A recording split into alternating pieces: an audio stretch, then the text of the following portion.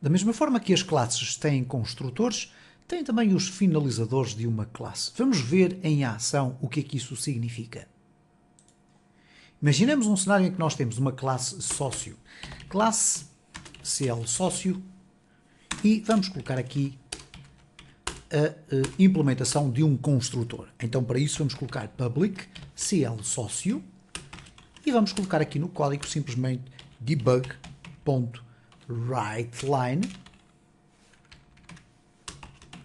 iniciou. Ora, o que é que isto vai significar? Que sempre que eu criar um objeto a partir desta classe, CL sócio, A igual a new CL sócio, e se eu agora executar o meu código, o que vai acontecer é que automaticamente este método vai ser executado e aqui o debug.writeLine vai apresentar aqui o resultado. Eu vou limpar aqui a consola, reparem o que é que vai acontecer. Ele vai apresentar aqui o resultado iniciou e depois o programa fecha automaticamente, uma vez que não há mais execução a ser efetuada. Vamos aqui, no entanto, verificar o seguinte. Vamos imaginar que nós tínhamos necessidade, por algum motivo, que assim que o nosso programa tivesse a ser encerrado, ou esta classe, ou este objeto em concreto, fosse excluído da nossa memória, nós queríamos que, quando isso acontecesse, ocorresse uma espécie de um evento, isto é, algo que nos dissesse acabou de ser terminado este objeto, ou este objeto foi para aquilo que se designa por garbage collection, isto é, uma coleção de lixo, aquilo que já não é necessário. Bom, de facto temos essa possibilidade utilizando aqui a construção de um método especial. Esse método especial começa por ter um till no início, ok? E depois nós vamos lhe dar aqui o nome CL sócio. Okay? O que vai acontecer aqui neste método, reparem que ele é especial, não é public, não tem nada a ver, é um método que só vai ser acedido por parte da própria classe, isto é, os objetos automaticamente vão detectar se existe este método e vão executá-lo se porventura o objeto ou objetos instanciados a partir dessa classe forem destruídos. Então, o que significa que vamos ter aqui terminou. Então o que vai acontecer aqui neste caso, quando nós executarmos este código, é que ele vai iniciar, mas uma vez que o programa vai terminar logo depois, ele vai também terminar a existência desta variável, ou deste objeto, como lhe queiram chamar. Então neste caso, A vai ser instanciado e vai executar este código, e de imediato, uma vez que o programa vai ser encerrado, ele vai também executar automaticamente este. Então nós vamos limpar aqui novamente a console, vamos executar aqui, e vamos ter a oportunidade de verificar que o programa executa, termina, e cá está, iniciou e terminou. E este é o conceito de um finalizer. Nas linguagens de programação orientadas a objetos existem alguns conceitos-chave e a hereditariedade ou inheritance é uma das palavras-chave quando falamos de programação orientada a objetos. Vamos ver já de seguida o que é que isto significa na prática. Inheritance ou hereditariedade é a possibilidade que nós temos de definir classes e elas herdarem funcionalidades e propriedades de outras classes. O que é que isto significa na prática? Eu tenho aqui este exemplo que vai com certeza permitir perceber isto muito rapidamente.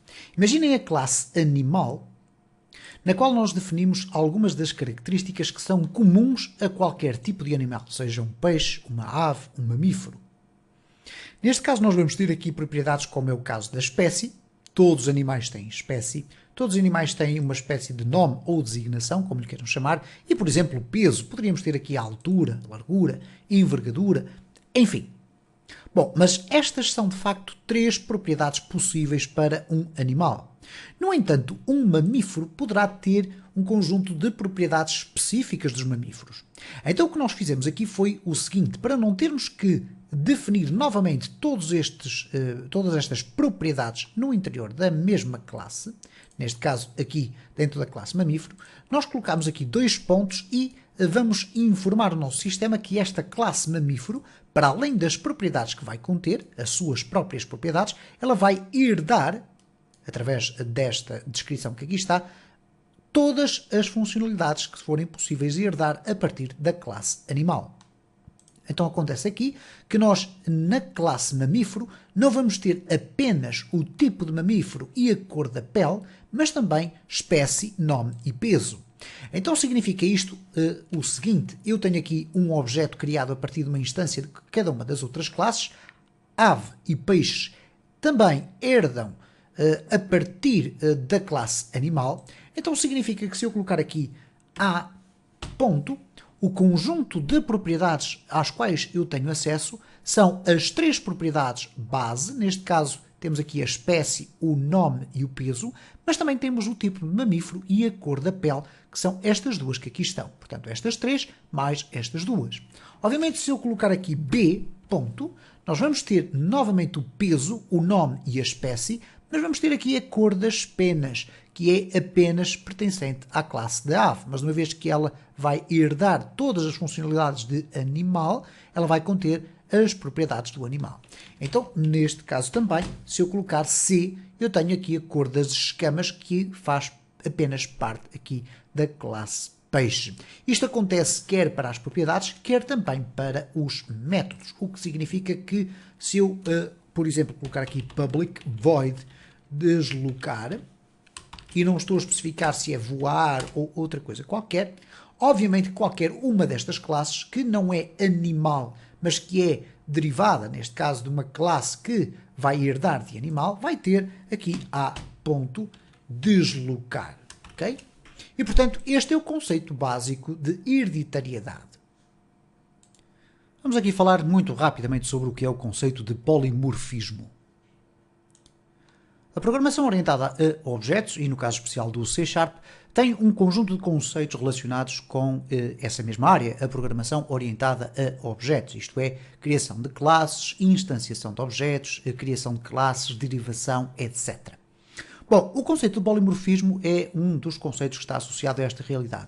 E ele basicamente define a possibilidade que nós temos de, a partir da derivação de uma classe, podermos criar com o mesmo nome métodos que depois podem ter comportamentos distintos nas classes derivadas. O que é que isto quer dizer na prática? Nada melhor do que ver num exemplo.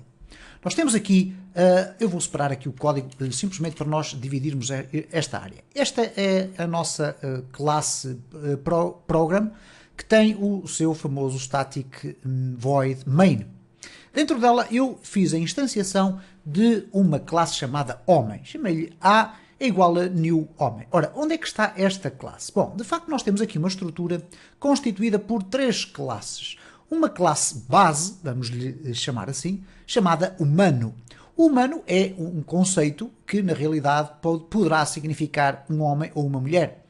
E neste caso concreto nós temos aqui para o humano algumas propriedades já definidas e depois temos aqui dois métodos. Há, no entanto, aqui uma diferença entre estes dois métodos. Este é muito simples de perceber. Este método devolve o nome completo, isto é, faz um return de nome mais um espaço mais o apelido, portanto, dos dois campos que ali estão. No entanto, nós temos aqui um outro método que nem sequer tem implementação, isto é, tem aqui um bloco de código que está completamente vazio. Mas reparem na assinatura dele, ele diz public virtual void identidade. Ora, a identidade aqui seria um método que iria dizer-nos se se trata de um homem ou de uma mulher. Para isso eu criei duas outras classes que são derivadas da classe base humano. Isto é, homem vai conter todas as funcionalidades de humano, assim como a classe mulher vai ter todas as funcionalidades de humano. No entanto, o que acontece neste caso concreto é que se eu for verificar aqui, vou agora colocar aqui o código um pouco mais consolidado, se eu colocar aqui A, ponto, nós vamos ter a oportunidade de verificar que existe aqui apelido, ok? Que é, portanto, este valor que aqui está. Existe também o nome, aqui em baixo. Depois temos o nome completo, que é então esta função que aqui está, este método. E até existe aqui o identidade. Ok? Nós temos aqui identidade. No entanto, como poderemos facilmente reparar, não existe esta implementação. O que é que isto significa na prática? Que se eu agora fizer aqui a execução do meu código, ele vai me dizer aqui, eu sou um homem. Bom, eu sou um homem porquê? Reparem que a implementação foi feita aqui dentro da classe homem. Se eu colocar aqui um comentário em tudo isto, isto é, se eu for aqui comentar este código e agora for executar o meu código, o que nós vamos ter aqui é pura e simplesmente nada. Isto é, quando chegou à execução da identidade, ele foi executar esta este método que na prática não tem rigorosamente nada. E uma vez que ele não tem um desenvolvimento da sua implementação na classe da qual ele deriva, ok? Portanto, aqui na classe homem, obviamente que não houve a execução de rigorosamente nada. Então, no polimorfismo, ou no conceito de polimorfismo, o que nós podemos fazer é basicamente o seguinte: duas classes que derivam de uma mesma classe base, que contém um public virtual void identidade, ou public virtual string, public virtual int, etc. Portanto, um método definido como virtual, ele deverá ter uma implementação específica em cada uma destas classes. Reparem que eu não fiz a implementação deste método que aqui está o nome completo, porque ele é válido quer para o homem, quer para a mulher. No entanto, este public virtual pode ser abraçado por aquele que é um conceito de override. E o que é que significa o conceito de override? É uma reescrição do bloco de código, que neste caso aqui é inexistente. Então, por isso eu tenho aqui public override void. Vai ter basicamente a mesma assinatura que aqui está, porque tem aqui identidade, não tem qualquer tipo de argumento exatamente como ali está, mas tem aqui a implementação. Então significa isto que, neste tipo de contexto, quando for instanciado um objeto do tipo homem, ele vai herdar todas estas funcionalidades e mais esta que aqui está e que tem ali a sua assinatura. No caso da mulher, obviamente eu posso colocar aqui mulher, B é igual a new mulher. E nesta circunstância, se eu colocar aqui b.identidade, o método que vai ser executado, obviamente que não vai ser o método da classe base, mas sim aquele que foi colocado aqui como override. Então, neste caso, se eu fizer aqui a execução, eu vou ter sou um homem e sou uma mulher, precisamente pela execução destas duas classes, neste caso mais concreto, dos métodos de ambas as classes. E este é basicamente o conceito de polimorfismo, pese embora o facto que o mais importante nas linguagens de programação não é a designação dos seus próprios conceitos, mas sim a forma como nós os podemos utilizar no dia a dia no nosso código.